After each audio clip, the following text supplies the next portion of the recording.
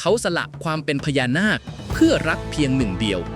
พังคีกลับวังบาดาลทะเลาะกับพ่อแล้วหนีมาเป็นกระรอกเผือกข้างนางไอแต่การชี้มือเพียงครั้งกับธนูดอกเดียวจะจบชีวิตเขาและจมทั้งเมืองลงหนองหานเอาละหลานเอ๋ยคืนนี้ปู่จะเล่าตอนที่เจ็บที่สุดตอนหนึ่งให้ฟังหลังจากพังคีกัดมือนางไอแล้วหนีไปเจ้ารู้ไหมว่าเขาไม่ได้หนีไปไหนหรอกเขาดำดิ่งกลับลงไปใต้บาดาลกลับไปหาเมืองของพ่อพอแปลงร่างกลับเป็นนาคหนุ่มเท่านั้นแหละน้ำตาก็ไหลไม่หยุดน้ำตานาคนะหลานเป็นสีทองวาวไหลทีไรสว่างวาบทั้งวังเขากระซิบกับตัวเองว่าขออภัยนางไอข้าไม่ได้อยากกัดเจ้าเลยแต่ข้าจำต้องทำแล้วทันใดนั้นเองหลานเอ๋ยทั้งท้องบาดาลก็สั่นสะเทือนน้ำทั้งวังหมุนวนเป็นเกลียวแสงทองสาดขึ้นจากเบื้องลึกเกล็ดนาคนับล้านส่องประกายราวดวงดาวทั้งฟ้ามารวมกันพญาศรีสุโธราชาแห่งนาคทั้งปวงเสด็จปรากฏกายลำตัวใหญ่เท่าภูเขาหงอนทองเปล่งรัศมีดวงตาดังไฟน้ำในวังแหวกออกเป็นทางให้พระองค์บริวารนาคน้อยใหญ่ก้มกราบจนราบส่วนแม่นั้นกลับมีความโกรธปนความห่วงอยู่เต็มเปี่ยมเพราะลูกของท่านหายไปทั้งคืนโดยไม่บอกกล่าวท่านเอ่ยด้วยเสียงกึกก้องว่าพังคีลูกหายไปไหนมาทั้งคืนทำไมตาลูกแดงกำเราคนที่ร้องไห้มาก้มหน้าค่อยๆเล่าความจริงทั้งหมดเรื่องนางไอเรื่องที่ขึ้นไปเป็นกระโรกอยู่บนเรือนนางพ่อพูดเสียงเศร้าว่าลูกเอ๋ยพ่อรู้ว่ามันเจ็บแต่นี่แหละทางที่ดีที่สุดแล้วลืมนางมนุษย์คนนั้นเสียเถอะแล้วลูกจะมีความสุขในที่สุดแต่พังคีสายหน้ากระซิบเบาๆว่าแต่ไม่ท่านพ่อแค่จากนางมาเพียงครู่เดียวลูกก็คิดถึงนางเสียแล้วเห็นไหมหลานความรักของคนสองคบมันเป็นแบบนี้ห้ามใจกันไม่ได้เลยท่านพ่อพยายามห้ามเท่าไหร่ก็ห้ามใจมนุษย์กับพญานาคที่รักกันไม่ได้แต่พังคีไม่ยอมฟังเขาโกรธพ่อถึงขั้นลั่นวาจาว่าจะเลิกเป็นพญานาคจะไปเป็นกระโรกน้อยอยู่เคียงข้างนางไอให้ได้ท่านพ่อโกรธจัด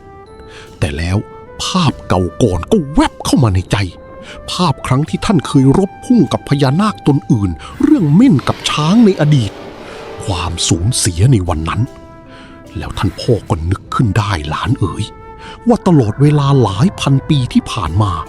พังคีคือคนเดียวเท่านั้นที่อยู่เป็นเพื่อนคุยกับท่านเป็นเลือดเนื้อเดียวที่ท่านเหลืออยู่ท่านไม่อยากเสียลูกไปเลยแม้แต่น้อย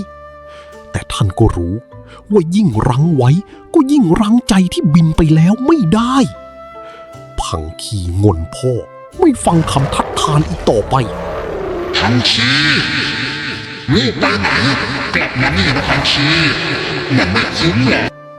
สะบัดกายแปลงร่างเป็นกระโรกเผือกตัวน้อยแล้วหนีจากวังบาดาลขึ้นไปทิ้งให้ท่านพ่อได้แต่ถอนหายใจเฝ้ามองแผ่นหลังของลูกที่โลยจากไปด้วยดวงตาที่เปียกชื้นทั้งที่ในใจยังห่วงไม่หาย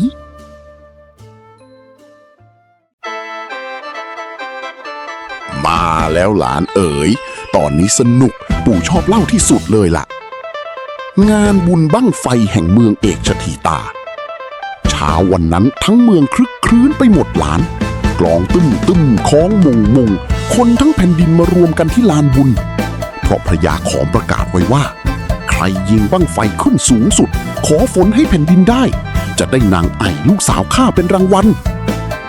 เจ้าชายร้อยเมืองก็แห่กันมาแต่งตัวโก้หรูขนบั้งไฟลำโตๆมาอวดกันผาแดงเจ้าเมืองผาโพงก็มาด้วยหมายมั่นปั้นมือว่าจะชนะใจนางไอให้ได้แต่แล้วก่อนที่ใครจะได้ยิงมีชายหนุ่มแปลกหน้าคนหนึ่งเดินเข้ามากลางลานหลานเอ๋ยคนผู้นี้แหละท้าวคำคันคากลูกหลานของพญาคันคากเจ้าแห่งคางคกในชุดทองคำเขาไม่ได้มาชิงเจ้าหญิงดอกเขามาด้วยภารกิจที่ยิ่งใหญ่กว่านั้นเขามาเรียกฝนให้แผ่นดินที่แล้งมานานหลายปีทีนี้นะหลานท ที่ปู่ขำที่สุดคือมีเจ้าชายอีกองค์หนึ่งรูปงามสง่ามาแข่งด้วย เจ้าชายองค์นี้น่ะท่าทางมั่นใจสุด เอาไปช่วยครอบครัวเจ้าซะ ข้าต้องชนะ สู้เขานะ พี่ผาแดง ๆ เอาละงานเริ่มแล้วหลาน เจ้าชายเมืองโน้นเมืองนี้ผลัดกันจุดบั้งไฟทีละลำฟูขึ้นฟ้าบ้างตกกลางทางบ้าง คนดูปรบมือเชียร์กันสนั่นจนมาถึงคราวของเท้าคำคันคาก เขาคำนับพระยาของแล้วจุดชนวนฟูบั้งไฟพุ่งทะลุเมฆหายลับไปเลยทันใดนั้นฟ้าที่เคยใสก็เริ่มมืดครึ้มเมฆดำก่อตัวเป็นทิวแถวลมเย็นพัดโชยมาสัญญาณว่าฝนกำลังจะมาทีนี้ละหลานถึงตอนที่ปู่ขำกลิ้งทุกทีมีเจ้าชายอีกองค์หนึ่งรูปงามผิวผ่องชื่อเท้าพรหมณีเดินอกผายไหลพึงเข้ามาในลานสาวๆกรี๊ดกันลั่นท่านปีนป่ายขึ้นไปนั่งคร่อมบนบั้งไฟเสียเองแล้วจุดชนวนเองกับมือตูมฟิวบั้งไฟพุ่งขึ้นฟ้าพาเท้าพรหมณีลอยติดไปด้วยท่านโบกไม้โบกมือหัวเราะลั่นฟ้าหมวกปลิวพักคลุมสะบัดพะเยิบลอยคว้างไปกลางเวหาคนทั้งลานอ้าปากค้างเงยหน้ามองตามจนคอเคล็ดแล้วท่านก็ลอยหายเข้ากลีบเมฆไปเลยหลานไม่ตกลงมาอีกเลยคนทั้งงานยังงงกันเป็นไก่ตาแตกว่าเจ้าชายองค์นั้นหายไปไหนทีนี้ก็ถึงคราวของผาแดงเขาเช็ดเหงื่อมือสั่นเพราะตื่นเต้นแล้วก็ค่อยๆจุดชนวนบั้งไฟ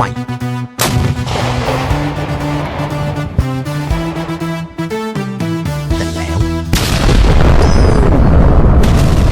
บั้งไฟของผาแดงไม่ทันได้พุ่งขึ้นฟ้าเลยหลานมันระเบิดคาฐาน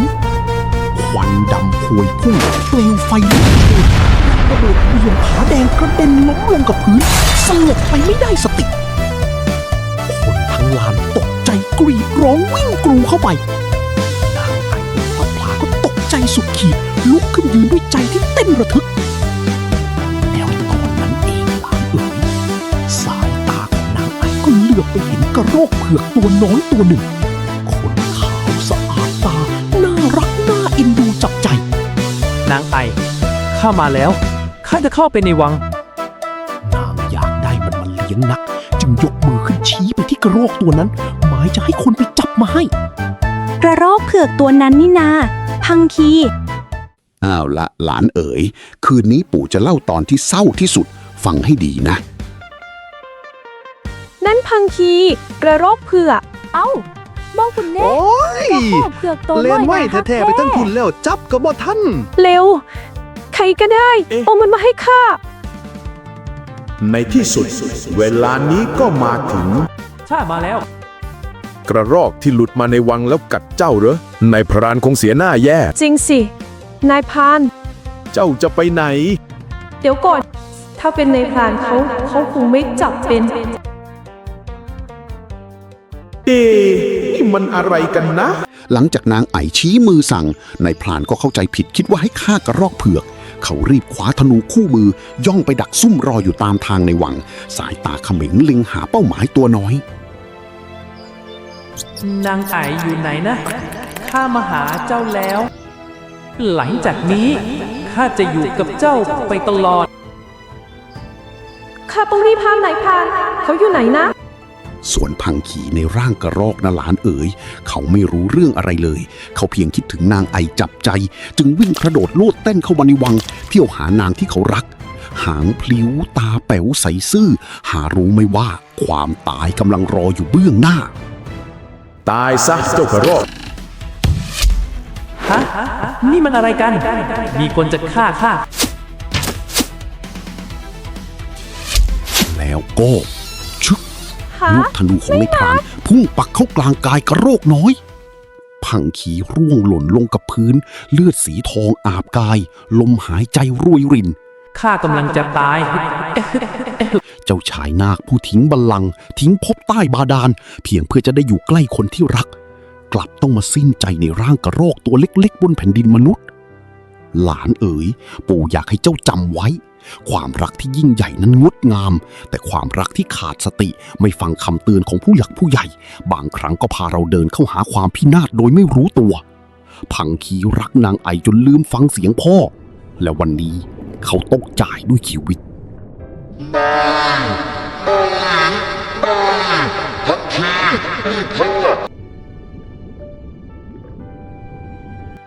แต่ก่อนที่ลมหายใจสุดท้ายจะหมดไปพังคียังมีจิตเมตตาเป็นครั้งสุดท้ายหลานเขาเงยหน้าขึ้นมองฟ้าแล้วอธิษฐานเบาๆว่า ข้าจากพบนาคมา ก็เพราะรัก บัดนี้ข้าจะตายแล้ว ขอให้เนื้อของข้าจงขยายใหญ่ออกไปเลี้ยงปากท้องผู้คนที่กำลังจะอดอยากด้วยเถิด ขอให้ความตายของข้ามีคุณค่าสักนิด หลังจากพังคีในร่างกระรอกสิ้นใจนายพรานก็หิวร่างเล็กๆเดินกลับมาเขาไม่รู้เลยว่าเพิ่งปลิดชีวิตเจ้าชายนาคหารู้ไม่ว่าการกระทำในวันนี้กำลังจะจุดชนวนหายนะที่ยิ่งใหญ่ที่สุดในตำนานตัดภาพลงไปใต้บาดาลนั่นหลานพญาศรีสุโธสัมผัสได้แล้วว่าลูกจากไปความโศกของพระองค์แปรเปลี่ยนเป็นความแค้นที่ลึกล้ำควันสีดำทมิฬเริ่มคลุ้งขึ้นจากกายพระองค์ปกคลุมไปทั่วท้องบาดาลน้ำที่เคยใสกลับดำสนิท ท้าวคำคันคากเข้าไปคำนับพระยาขอมเป็นครั้งสุดท้ายภารกิจของข้าเสร็จแล้วฝนกลับคืนสู่แผ่นดินตามที่ท่านขอข้าขอลากลับเมืองก่อนพระยาขอมจะยกนางไอ่ให้เป็นรางวัลตามสัญญาแต่ท้าวคำคันคากสายหน้าเอ่ยว่าข้ามาเพื่อฝนมิได้มาเพื่อชิงนางไอหัวใจข้ามีคนของข้าอยู่แล้วขอมอบเจ้าหญิงคืนแด่ผู้ที่นานเลือกเถิดก่อนจากเขาหันมาเตือนว่าจงจำไว้ช่วงนี้บ้านเมืองจะเกิดอาเพศไม่ว่าจะหิวเพียงใดอย่าได้กินเนื้อแปลกๆที่ไม่รู้ที่มาเป็นอันขาด ไร้สาระนะต้า มิฉะนั้นหายนะจะกลืนกินทุกชีวิตแต่จงจำไว้ช่วงนี้บ้านเมืองจะเกิดอาเพศ พูดอะไรของท่าน ไม่ว่าจะหิวเพียงใดอย่าได้กินเนื้อแปลกๆที่ไม่รู้ที่มาเป็นอันขาดมิฉะนั้นหายนะจะกลืนกินทุกชีวิตว่าแล้วก็จากไปทิ้งไว้เพียงคำเตือนที่ไม่มีใครใส่ใจส่วนนางไอหลานเอ๋ยนางไม่รู้เลยว่าการชี้มือที่นายพรานเข้าใจผิดวันนั้นได้พรากชีวิตผู้ที่รักนางที่สุดใน3 ภพที่ตลาดกลางเมืองนายพรานเอาร่างกระรอกไปขายให้พ่อค้าเนื้อและแล้วสิ่งที่ท้าวคำคันค่าเกินก็เริ่มปรากฏชาวบ้านริมน้ำเห็นความผิดปกติสายน้ำที่เคยใสกลับขุ่นคล้ำปลาลอยตายเกลื่อนน้ำสูงผิดปกติ